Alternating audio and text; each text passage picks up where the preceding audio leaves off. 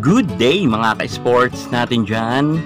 Alas Pilipinas mas lalong paiigtingin sa mga susunod na laban nila sa international. At dahil nga nagkaroon na sila ngayon ng podium finish at meron na nga silang bronze medal, ay mas papatatagin pa raw nila ang Alas Pilipinas, kung saan nga ay nagre-recruit pa nga ang nasabi nating Alas Pilipinas para nga madagdagan sila ng mga malalakas na players. At eto nga, mukhang mga kabataan na nga ngayon na mga manlalaro natin na nasa UAAP ang mga kinukuha nga ng pamunuan nga sa ating women's national team para nga makasama sa papalapit na laban nila sa international. At eto, atin na ngang kikilalanin ang tatlong nadagdag dahil isa pa raw to sa mga magpapalakas ng team na ang Alas Pilipinas.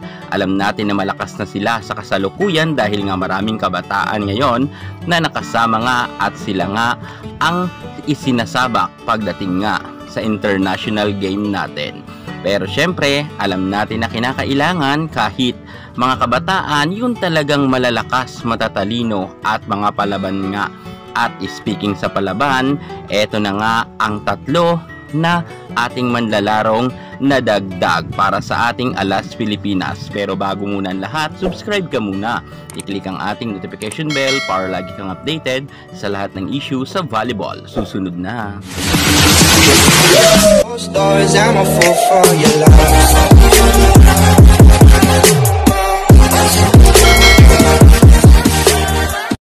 Alas Pilipinas mas lalong papatatagin ang kanilang kampanya para nga sa international game. At eto, ang mga players na dadagdag na mga malalakas. Mukhang sila na talaga ang mga magkakasama at mananatili na raw to na iti-training para nga meron na tayong pangsabak kapag meron ngang mga competition sa national team. Alam naman natin na medyo mag-a-adjust na naman ang Alas Pilipinas dahil napapabalita nga na hindi na raw di umano na renew itong si Coach De Brito. At mukhang papalitan na nga siya para maging head coach nga ng ating national team. Pero eto na muna ang ating mga nadagdag sa bagong Alas Pilipinas. Walang iba kundi ang ating Micaela Belen, ang ating outside spiker from NU Bulldogs.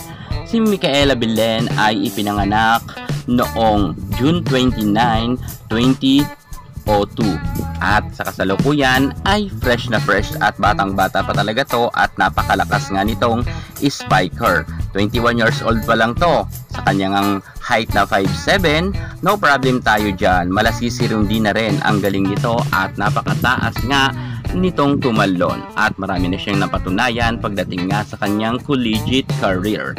At alam naman natin na itong si Micaela Belen ay makailang beses na rin nakasungkit ng MVP award. At para malaman nyo, hindi lang ang ating Micaela Belen ang malalakas pagdating sa UAAP. Marami pa sila, pero si Micaela Belen ay isa sa mga mapalad nga na mapapasama nga para sa national team. Well, may ibubuga naman talaga itong si Micaela Belen at marami na rin siyang experience noon pa man sa national team.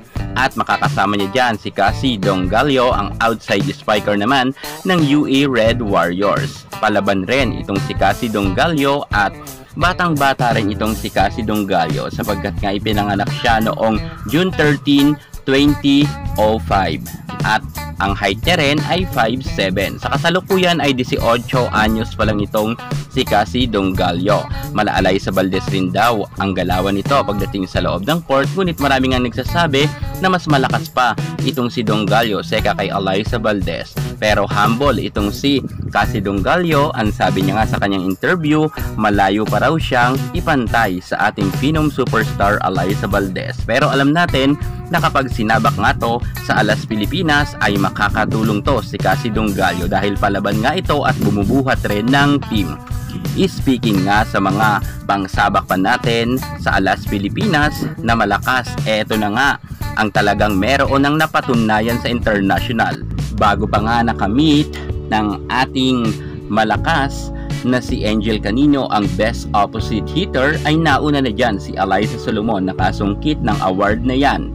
At batang bata pa rin tong si Alyssa Solomon dahil nga ipinanganak siya noong December 14, 2001 at kasalukuyan ay 22 anyos pa lamang ito. At syempre ang kanyang height ay panglaban talaga dahil 6'1 nga ang kanyang height at tatangkad pa rin ang batang ito dahil nga bata pa naman tong si Cassie Dongallo at mataas tumalon at magaling siyang opposite hitter. Alam naman natin na subok at matibay na itong si Cassie Dongallo at hindi na rin siya bago pagdating nga sa larangan ng volleyball sa international dahil makailan beses na rin itong naisabak ng ating Team Philippines noon. Pero ngayon ay Alas Pilipinas na nga ang tawag. Noon pa man ay napapabalita na nga na makakasama ito sa Alas Pilipinas pero medyo naudlot nga lang dahil medyo nagpahinga pa rin kasi ito dahil galing nga sila sa napakalakas na team na tinalo nila sa UAAP. Pero ito finally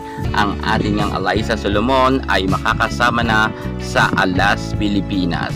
At syempre sure tayo na talagang makakatulong ng husto ang mga nabanggit natin na additional nga para sa ating national team. Mas lalakas na talaga ngayon ang Alas Pilipinas dahil puro nga kabataan ngayon ang kanilang nire-recruit.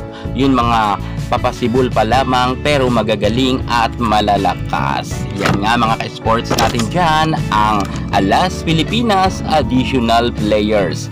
Dongallo, Solomon, and Belen. Ano sa tingin nyo mga ka-sports natin dyan? Sila na ba ang magpapa-gold sa ating Alas Pilipinas at makakatulong kaya sila ng gusto?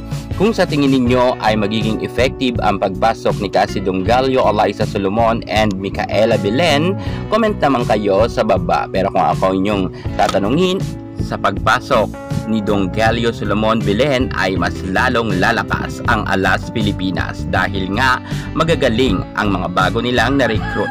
Yan muna ang pinaka-latest natin sa mundo ng volleyball at para hindi ka mahuli sa lahat ng issue sa volleyball, subscribe na.